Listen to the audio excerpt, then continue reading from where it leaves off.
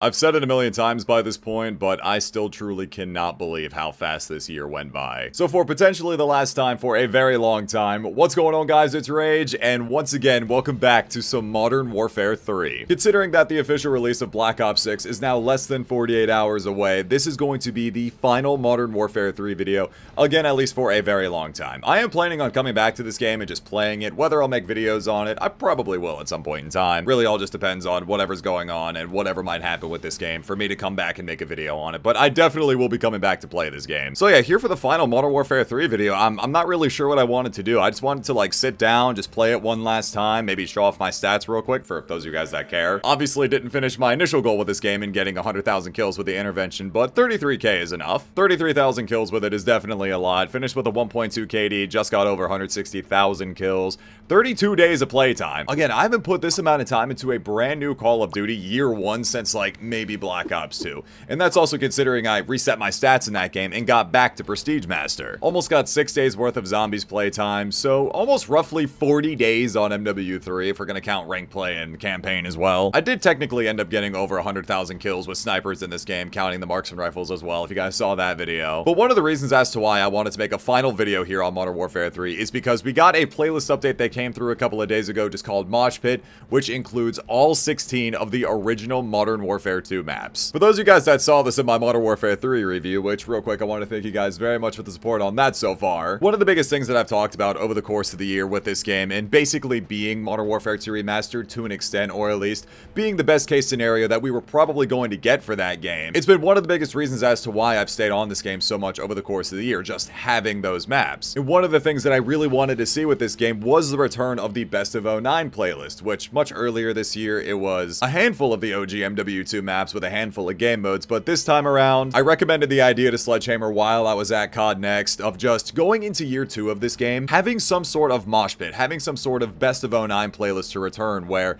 people could just have the OG Modern Warfare 2 maps as their own playlist. Absolutely amazing that they made it happen. So this is like the main thing that I've been playing with MW3 over the past couple of days. It's been so much fun. This is exactly why this playlist needed to happen. Just coming back to the game and getting high-rise dom. Granted, it's not the start of the match and I've just spawned into getting spawn trapped, but alright, yeah, see, we're back on MW2, basically. If it wasn't evident enough already, this has always been one of the biggest selling points for Modern Warfare 3 for me. So again, just having this back in the game, just knowing that I can come back to the game and play this whenever I want, this is good. It also does kind of have me thinking about what kind of updates are going to come to this game in year 2. I think about it in comparison to even Cold War, for example, because Cold War going into year 2, there was still a handful of updates that came to that game. They added in maps like WMD and Jungle. Of course, while I still do wish that WMD and Jungle were available in the 12v12 playlist, it was still really nice to see that we actually got some updates for Cold War, especially with the way that Vanguard initially went over. Not a lot of people were happy with that, and I don't know if it was because of the feedback from Vanguard at the time that Treyarch did decide to go ahead and just push out some, I don't know, like last-minute updates for Cold War, or if that was something that Treyarch was planning on doing all along, but regardless, I'm just really excited to see what they're going to do, what Sledgehammer is going to do, if anything,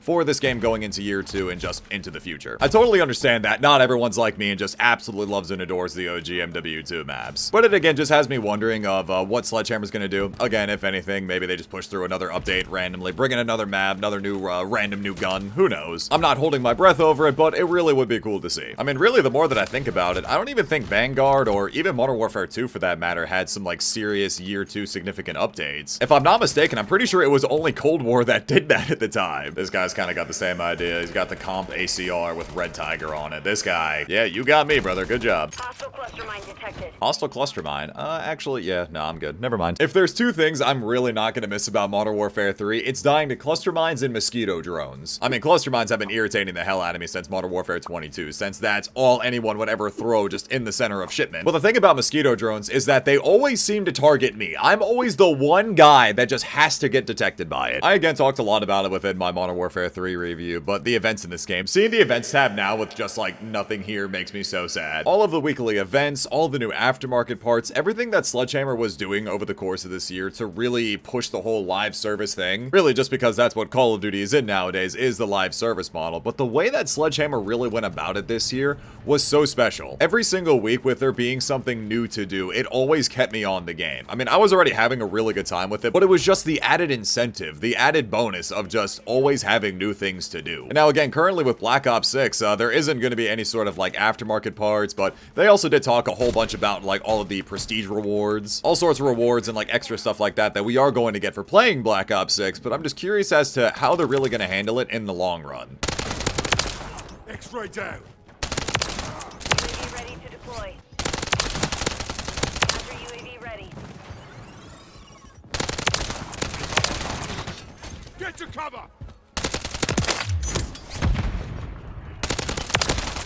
Take an effective for. No, I had one bullet, man. Did you just teabag me? Bro, oh, hell nah. Oh, it's about to get real personal. Oh, I gotta find who that was. Oh, my cat just jumped in my lap. Hello, Sasha. Sashi, do you want to say hi to the YouTube video? I don't think he was too happy with me going on a 10 kill streak to start the game. And I was initially gonna say something like, yeah, you know, just streaking with the UMP and intervention like you do on MW2. What is this? What did I just pick up? This dude's got a Cat AMR scope on the DM56. I don't know what kind of lobby I got into, but that is a demonic build. I've been thinking about this a lot recently, and honestly, I don't recall if I mentioned it in my Modern Warfare 3 review. Obviously, I've been talking about how I do want to return to Modern Warfare 3 here. Even if I don't make a video on it, I definitely do see myself coming back and just even playing the game by itself. And again, I don't know if I mentioned this in the review, but I didn't do that at all with Modern Warfare 22. I mean, recently I had planned to go back and make a video on Modern Warfare 22 just to kind of, you know, see how it was. I was trying to do that before I got the review done, or at least while I was in the process of... Hold up.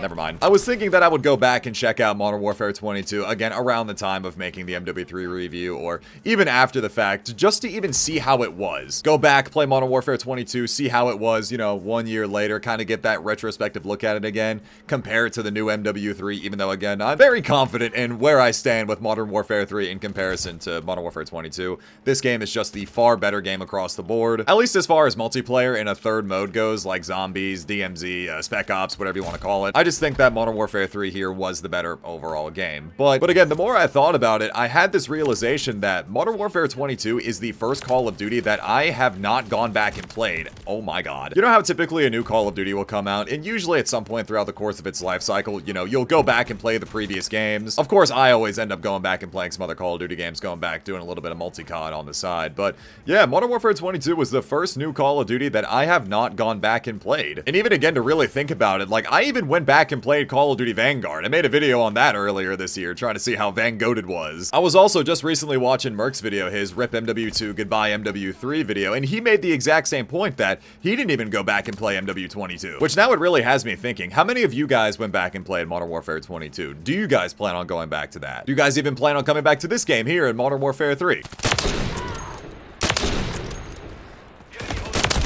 I tagged that collat, I heard the hit marker. And again, I know it sounds like I'm kind of dunking on Modern Warfare 22 in that regard, but the thing of it is that I did enjoy Modern Warfare 22 to an extent. Probably a lot more than most, because I hold the very unpopular opinion of not liking Modern Warfare 2019 as much as most people, but on the flip side, I did enjoy Modern Warfare 22 for its 6v6 multiplayer. Do I think it could have been better? Absolutely. I mean, I made a whole other hour-long review video on that game as well. I didn't entirely dislike Modern Warfare 22, I just wish it could have done things better. I think the same can also really be applied to my view on Modern Warfare 2019. Like, I went back and played a good bit of 2019 over the past year or so, mostly in 2023 before Modern Warfare 3 came out, and I do see the appeal of 2019. It's just still not my game. It's just really not my preferred Call of Duty when it comes to just 6v6 respawn multiplayer. I think it is arguably the worst experience, but Modern Warfare 22's did it a little bit better. And then we have Modern Warfare 3 here, where I really do believe that this is just the best new Modern Warfare multiplayer. What's also kind of wild to think about it again is that Modern Warfare 3 was the first direct sequel we've had in Call of Duty. Again, just having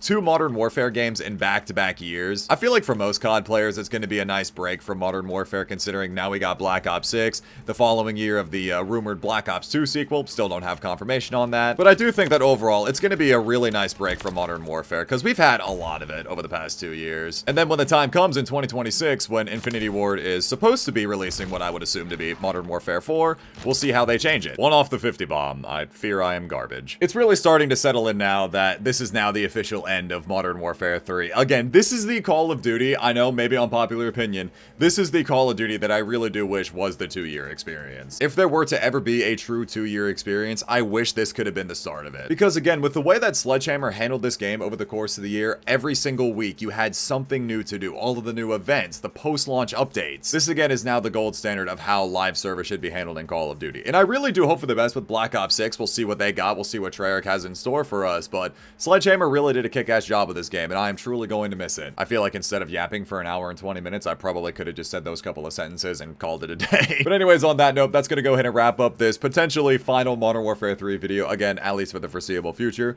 Go ahead and let me know down in the comment section below, what are your thoughts on MW3? Again, did you go back and play Modern Warfare 22? Are you planning on coming back and playing this game? Let me know. And also, my legs have started to fall asleep now because, well, Sasha fell asleep in my lap. So again, though, thank you guys so much for the support on the Modern Warfare 3 videos over the year, and again, especially for the support on the MW3 review so far. This truly was one of my favorite years of Call of Duty, if it wasn't evident enough. So again, just thank you all so much for everything. Thank you all so much for checking out this video. Leave a like if you guys enjoyed, subscribe if you're new. It's Rage, and I'll talk to you guys later. Take care, everybody. And once again, thank you so much, Sledgehammer, and goodbye, Modern Warfare 3.